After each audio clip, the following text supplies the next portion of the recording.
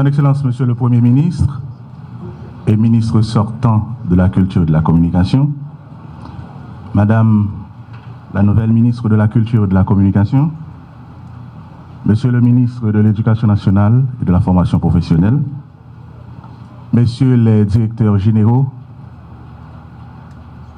cadres et employés du ministère de la Culture et de la Communication, Mesdames, Messieurs, en vos titres, rangs et qualités, amis de la presse, chers invités, ce 17 janvier 2022, nous nous retrouvons ici dans ce cercle sacré de la culture et de la communication pour accueillir Madame Emily Prophète-Milsé comme nouvelle ministre de la Culture et de la Communication.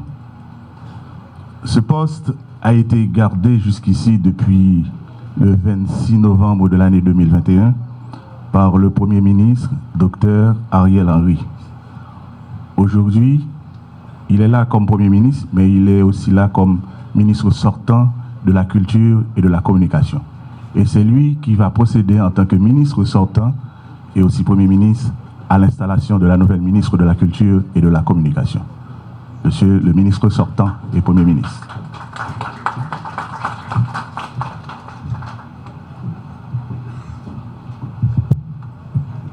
Madame et Monsieur le ministre,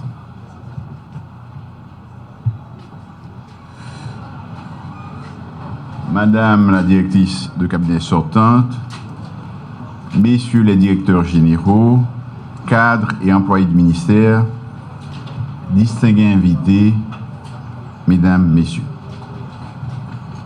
J'ai l'honneur ce matin de prendre la parole à l'occasion de la cérémonie d'installation de la ministre de la Culture et de la Communication, Madame Emily Prophète-Milsé. En cette circonstance, je voudrais au préalable m'acquitter d'un devoir, celui d'exprimer ma reconnaissance et ma gratitude à Mme Joanne Raton, qui a été mon chef de cabinet, même s'il était pour un court laps de temps. Merci pour les immenses services rendus à la nation. Merci de votre esprit de sacrifice. Félicitations pour votre nouvelle fonction comme médiatrice spéciale du travail, de l'industrie et du textile avec rang de ministre. En ma qualité de ministre sortant, je saisis cette opportunité pour vous présenter, Madame Milsé, publiquement mes félicitations. Aussi, cette tribune me donne l'occasion de témoigner très sincèrement de mon estime envers votre compétence éprouvée et de votre carrière professionnelle. Vous, dont les mérites sont immenses. Vous, qui portez encore aujourd'hui au sommet la culture haïtienne et surtout en devenant ministre de la Culture et de la Communication. Madame la ministre, comme vous pouvez vous en rendre compte, la cérémonie d'aujourd'hui revêt un caractère particulier. Avec votre accession à la tête de cette institution transversale, je nourris l'espoir que la redynamisation des secteurs culture et communication va prendre un réel coup d'accélérateur pour une envolée mémorable et un essor durable. Vous avez été choisi pour diriger les structures de ce ministère. Votre nomination à ce poste de responsabilité est le signe de la confiance que le gouvernement place en vous. Pour ce faire, je me fais le devoir de rappeler que vous avez la lourde tâche d'assumer, parmi plusieurs autres, la coordination de la communication gouvernementale. Pour qu'une démocratie puisse fonctionner de manière efficace, le gouvernement doit pouvoir communiquer avec les citoyens du pays. Avant tout, il faut instaurer la confiance entre l'administration publique, les citoyens dans leurs ensembles et les médias. Comme je l'avais exprimé dans mon discours d'installation comme ministre de la Culture et de la Communication, il faut que les portes du ministère soient toujours ouvertes à la presse. Et je souhaite que les relations en tant que, entre autres, ministère de la Culture, de la Communication, que les relations s'intensifient jour après jour avec ce secteur vital de la société.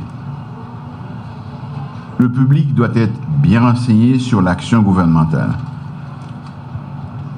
Des mécanismes doivent être également mis en place pour favoriser une interaction intense entre les médias et tout l'appareil gouvernemental.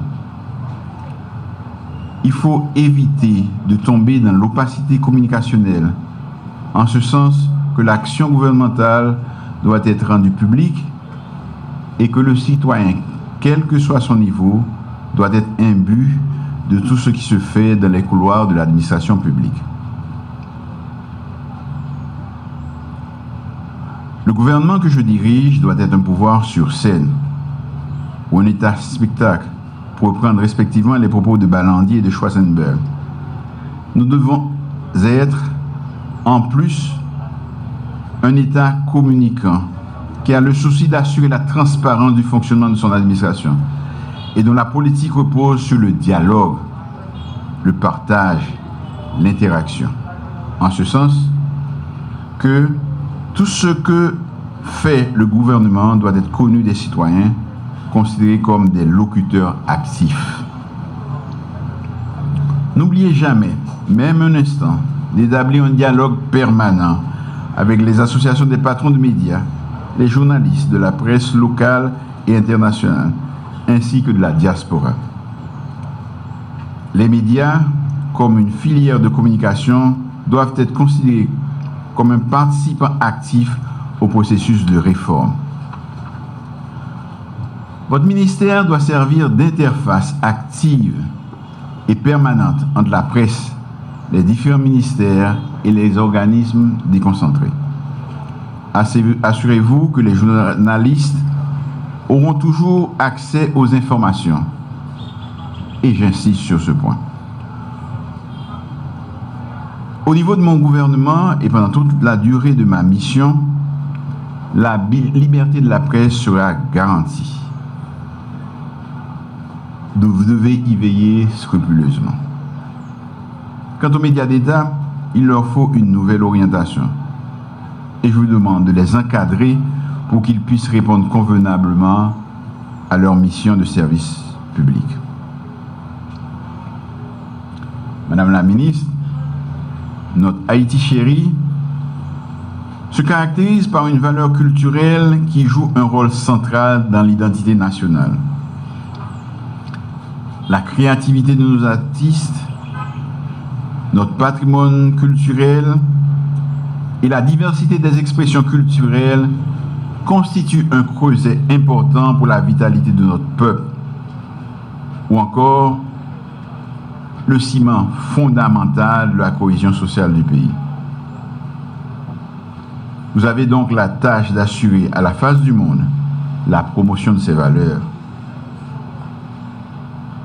La richesse de notre pays s'inscrit dans la culture telle qu'elle a été façonnée à travers l'histoire. Cette culture qui dépasse nos frontières à travers nos œuvres littéraires et artistiques. Nous avons un ensemble de produits culturels à fort potentiel que nous devons mettre en évidence.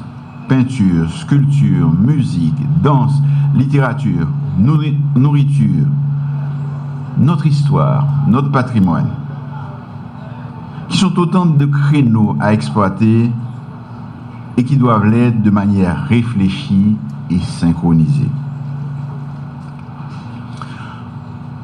Vous avez la noble mission d'élargir la connaissance du public, des jeunes particulièrement, sur l'art haïtien et la littérature haïtienne, d'encourager nos compatriotes à réfléchir sur la culture haïtienne et au respect des valeurs culturelles, de leur montrer la capacité du secteur culturel à participer à la construction d'une mémoire collective et de mettre en valeur le potentiel culturel et patrimonial du pays, de poursuivre le travail de reconnaissance des grandes figures du monde artistique haïtien. Apprenons à faire les choses autrement. Madame la ministre, vous êtes désormais en face de vos responsabilités. Vous devez, à partir de maintenant, et je sais que vous l'êtes déjà, vous mettre résolument au travail, car votre engagement et votre engouement vous permettront de réaliser aisément les missions qui vous sont confiées et de poursuivre la construction d'une administration publique plus performante. Je vous souhaite déjà plein succès dans vos nouvelles attributions. Merci.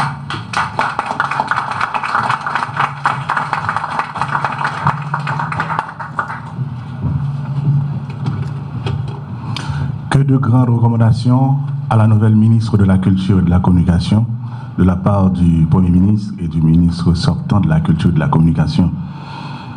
Monsieur le Premier ministre, dans ce souci donc de permettre à ce ministère de jouer son rôle transversal, vous avez fait donc choix d'une personnalité bien connue dans le milieu, Madame Emily Prophète-Milcé.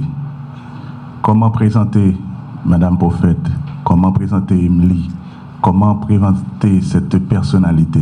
Disons tout simplement que Madame Emily Prophète-Milcé est une personnalité à rayonnement national et international qui fait la fierté d'Haïti et la fierté de notre génération.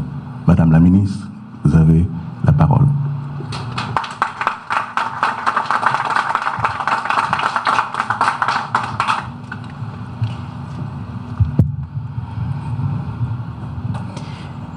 Monsieur le Premier ministre et ministre sortant de la Culture, Dr Ariel Henry, Monsieur le ministre de l'Éducation nationale, Nesmi Maniga, Messieurs les anciens ministres de la Culture, Pierre-Raymond Dumas est là, Monsieur Jean-Emmanuel Jacquet, Monsieur Daniel Elie, est-ce qu'il y en a que je ne vois pas? Non, sinon faites-moi signe.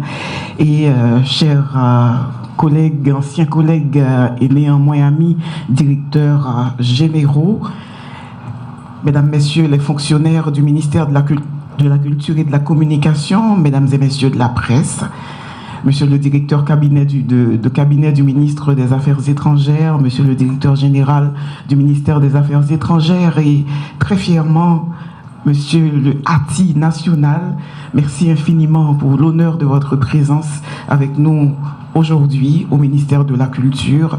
Chers amis, Mesdames, Messieurs, je tiens avant tout à vous remercier, Monsieur le Premier ministre Ariel Henry, et ministre sortant de la Culture, pour l'honneur que vous me faites en m'appelant à intégrer votre gouvernement pour servir mon pays à un très haut niveau. Mon parcours est long et j'arrive chargé de tout ce que j'ai vu et appris de notre pays, convaincu par mes années d'expérience que la culture peut nous aider à le changer en rendant meilleurs les femmes et les hommes qui y vivent. Il y a 12 ans, un tremblement de terre ravageait le Grand Ouest et le Sud-Est, nous laissant orphelins de milliers de sœurs et de frères, dépossédés de monuments, d'églises, de bâtiments publics, de résidences, dont les vestiges de beaucoup d'entre eux existent encore dans le paysage. Et nous avons tous répété, après Dany Laferrière, convaincus que le pays se relèverait grâce à la culture. Nous y croyons encore et nous sommes là pour le redire. Ce même Dany Laferrière m'a écrit il y a 2 jours et il serait certainement d'accord que je partage un extrait de son mail avec vous ce matin. Ne t'inquiète pas, les gens sont au courant de la situation. Ils ne vont pas te demander la lune, mais une bougie pour éclairer le livre qu'ils sont en train de lire. Et toi, tête baissée, sans te fixer aucun faux programme, tu vas continuer à faire ce que tu sais si bien faire, insuffler la vie aux poètes affamés, aux peintres démunis, aux musiciens rêvant d'une salle de bal. Garde le geste quotidien, celui qui t'a permis de faire surgir des métaphores rutilantes au bout de tes doigts. Fais ce que tu peux pour faire connaître leur travail au reste du monde et mets en chantier une renaissance culturelle. Tu te souviens de Harlem Renaissance? Notre pays est une terre sèche qui a besoin d'une farinade pour faire surgir le printemps. Car, comme dit ton écrivain préféré Jacques-Stéphane Alexis, les peuples sont des arbres, ils fleurissent à la belle saison. Dans un contexte où nous avons l'impression tous les jours que nous perdons pied, il est essentiel d'identifier les liens, de les nouer, de les renouer, d'apprendre et de réapprendre les uns des autres. Et la culture est ce vaste territoire à la fois de révolte et d'apaisement où nous pouvons envisager de construire pour tout le monde, de réunir tout le monde. Il ne s'agit pas d'être naïf, mais d'être optimiste et lucide. Comprendre et admettre que personne ne peut régler nos problèmes à notre place. Que le moindre geste peut contribuer à l'édification nécessaire de l'être haïtien. Il y a tant et tant à faire pour structurer la culture et définir ce que doit être la communication utile dans ce contexte de besoin et d'exacerbation des contradictions. On n'ose plus, on ose trop. Les régisseurs, pour la plupart, sont en pause, alors que le spectacle doit continuer et encore faire rêver une population insatiable, constamment en demande, avec raison, de meilleures propositions. Il va falloir nous y atteler, retrouver nos capacités de mise en scène, insuffler de l'énergie à nos institutions, évaluer et réévaluer leur rôle et leur efficacité. Les choses bien faites ne peuvent pas se perdre. Elles représentent des socles pour accueillir d'autres choses et perpétuer l'envie de bien et de bien-être pour la majorité. Les institutions du ministère de la Culture, je le sais pour en avoir dirigé un certain nombre d'entre elles, font face à des difficultés. Le patrimoine, les médias, la communication, la lecture publique, les archives, les droits d'auteur. Mais ces difficultés ne sont pas insurmontables. Que souhaitons-nous aujourd'hui? Un pays qui regarde de l'avant, un pays qui s'ancre dans lui-même pour trouver ce qui lui vaut d'être pays, ce qui vaut à son peuple d'être peuple aujourd'hui. Et il n'y a que la culture qui puisse permettre ce ressaisissement. Une politique culturelle à la hauteur de ce que nous sommes et de ce à quoi nous aspirons. Le plus court et le plus sûr chemin pour atteindre nos objectifs est d'être au service du plus grand nombre et faire que nos contradictions deviennent à la fois force et ferment, comme ce fut le cas en 1804. Il nous faut combattre toutes les formes d'inégalité, dont celle de l'accès au savoir et à la culture, parce que la culture est une belle porte vers la liberté la plus aboutie, celle qui permet d'être soi-même et d'être l'autre. Mesdames et messieurs, cette année 2022 est l'année du centenaire de la naissance de Jacques-Stéphane Alexis, l'année de la belle amour humaine. Et c'est dans le moment ça, je vais virer pour me garder ministre de l'Éducation nationale.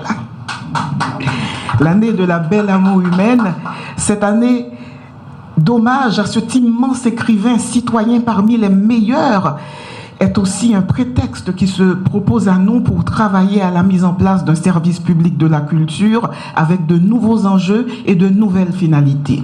Ceci dit, le ministère de la Culture n'entend pas se substituer aux différents acteurs culturels. Depuis de longues années, la crise sanitaire mondiale et les expressions douloureuses, violentes et létales de l'insécurité ont dévasté le milieu culturel.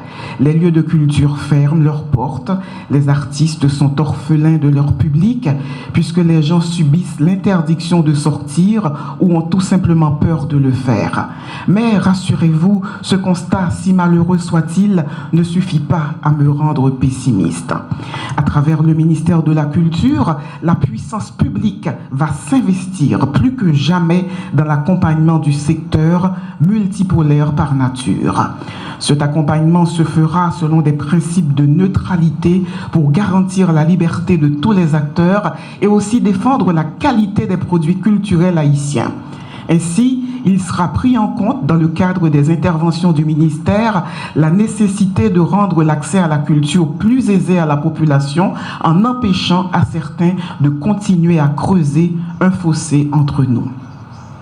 La politique publique du ministère va dès aujourd'hui s'investir dans 3 champs d'action: l'évaluation, l'expérimentation de nouvelles formes d'expression et la décentralisation pour être plus proche de la réalité du pays, des énergies créatrices et des lieux de diffusion qu'il faut multiplier et surtout rendre opérationnels en permanence. Pour chaque champ d'action, nous allons nous fixer des objectifs à atteindre. C'est le moyen le plus efficace de mettre un véritable service public de la culture au bénéfice de tous les Haïtiens. Mesdames, Messieurs, s'agissant de la communication de l'État, nous avons conscience que le chantier est à la fois énorme et ambitieux. La diffusion de l'information doit s'ouvrir aux technologies les plus adaptées et se soumettre aux mutations des réseaux et des moyens d'aider la population à disposer de tous les contenus à même de l'informer, de la former, de lui permettre de s'intégrer dans la vie de la communauté et surtout de l'inciter à se protéger contre les nombreuses expositions aux menaces naturelles. La démocratie a ses exigences et l'une d'elles consiste à entretenir la liberté d'expression. En début d'année, 2 jeunes confrères journalistes ont été assassinés dans des conditions révoltantes. Le travail du ministère est aussi de permettre aux travailleurs de la presse d'exercer en toute liberté sans risquer la mort, la torture et le bannissement. Mes pensées émues vont à la famille, aux proches et aux collaborateurs de ces nouveaux martyrs. La justice fera son travail et le ministère entend rester aux côtés de la corporation pour consolider la liberté d'expression garantie par notre Constitution. Je vous promets d'investir toute ma personne et d'exiger autant de mes collaborateurs pour faire dès aujourd'hui ce qui était impossible et impensable hier. Heureuse année à mon ami l'homme. Heureuse année à ceux qui se cherchent et ne se trouvent pas encore. Heureuse année aussi à ceux qui ont trébuché dans le chemin difficile. Heureuse année quand même à ceux qui ne croient à rien, même pas à eux-mêmes. Heureuse année, bien sûr, à tous ceux qui souffrent, luttent, espèrent et croient toujours.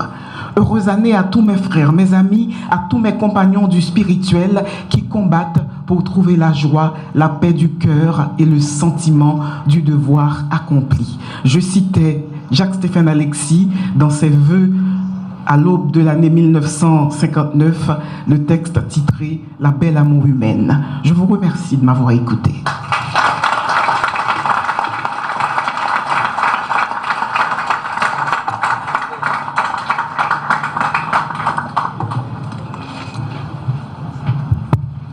Bienvenue à la nouvelle ministre de la Culture et de la Communication. Je vous demande encore pour applaudir Madame Émilie Prophète-Pilsé.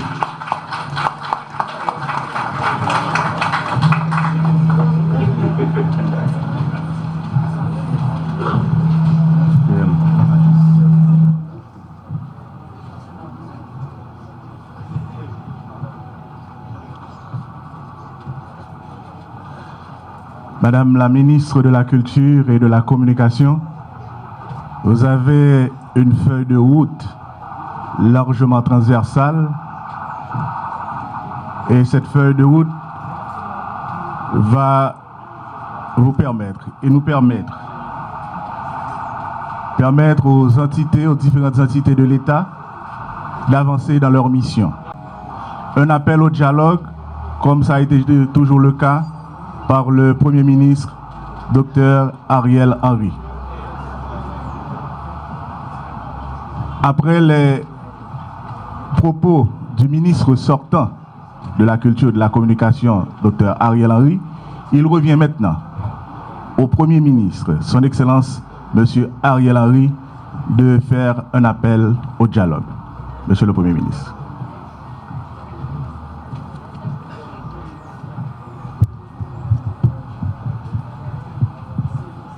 Merci beaucoup, Madame la ministre de la Culture. Merci beaucoup. Mesdames, Messieurs, chers compatriotes, Je voudrais saisir cette occasion où les journalistes des principaux organes de presse sont présents pour réitérer mon appel au dialogue et à la concertation.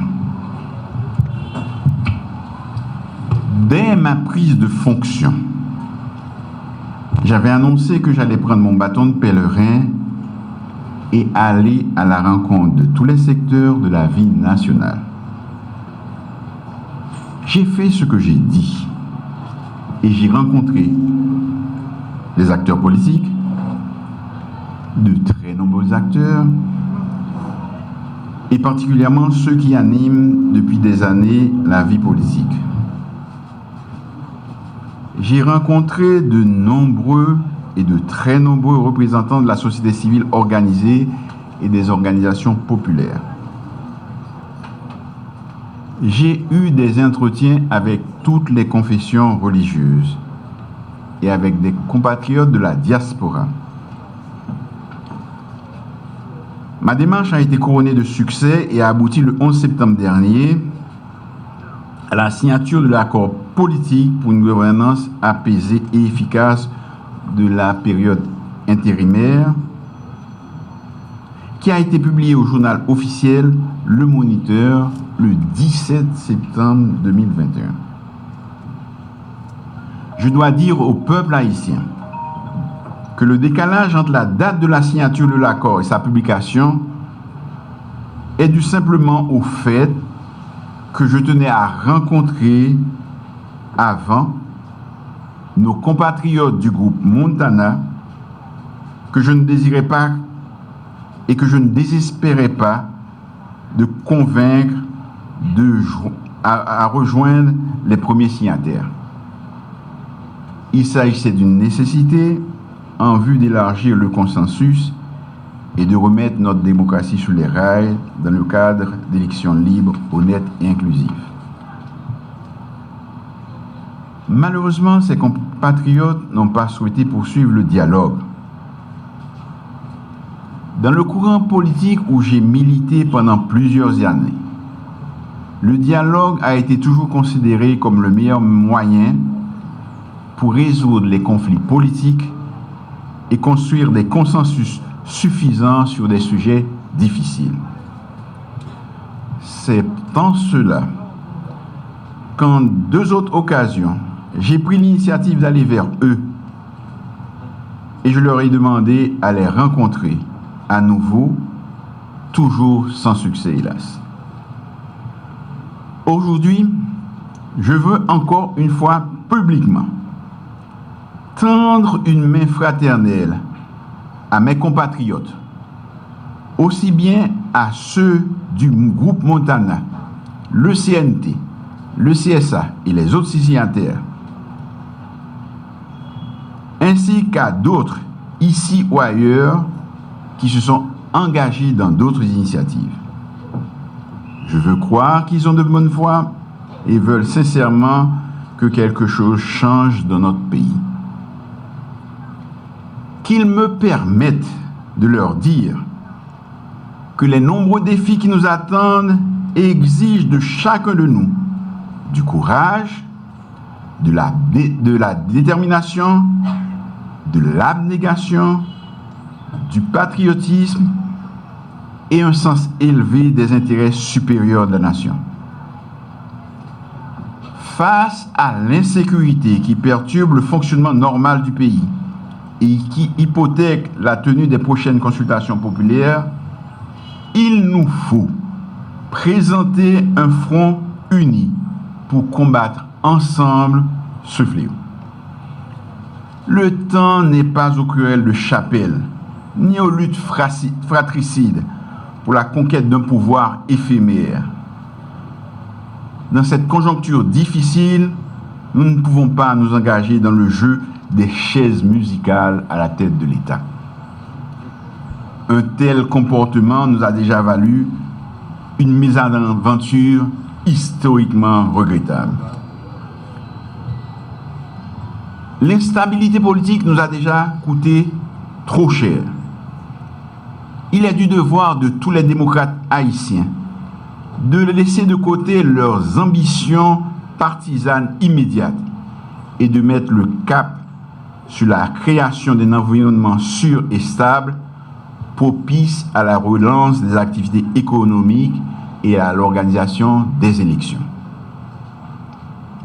Dans le contexte actuel, je tiens à rappeler aux uns et aux autres qu'il n'existe aucun moyen légal ou constitutionnel pour choisir un président provisoire légitime. Personne n'a une telle autorité. Certains sont tentés par le recours à la violence ou à l'élimination physique de responsables de l'État. Après l'assassinat du président, ce serait dramatique pour notre pays de recommencer à recourir à cette pratique barbare de notre temps pour remplacer des dirigeants. Qu'on se le dise, le prochain locataire du Palais national sera un président élu librement et démocratiquement par la majorité du peuple haïtien. J'ai repris depuis plusieurs jours des consultations avec les secteurs concernés par la mise en place des organes prévus par l'accord. J'ai la ferme conviction que bientôt, très bientôt, nous aurons un conseil électoral provisoire crédible, une Assemblée nationale constituante représentative et une autorité de contrôle et de suivi fiable. Je demande aux patriotes et aux démocrates haïtiens de nous rejoindre en vue de cheminer ensemble vers cette nouvelle Haïti que nous appelons tous de nos vœux. Madame la ministre de la Communication, Monsieur le ministre, Mesdames, Messieurs les journalistes, nous avons du pain sur la planche pour faire passer dans l'opinion publique ce message de sagesse, d'unité et de fraternité pour un retour apaisé et rapide à l'ordre démocratique. Je vous remercie.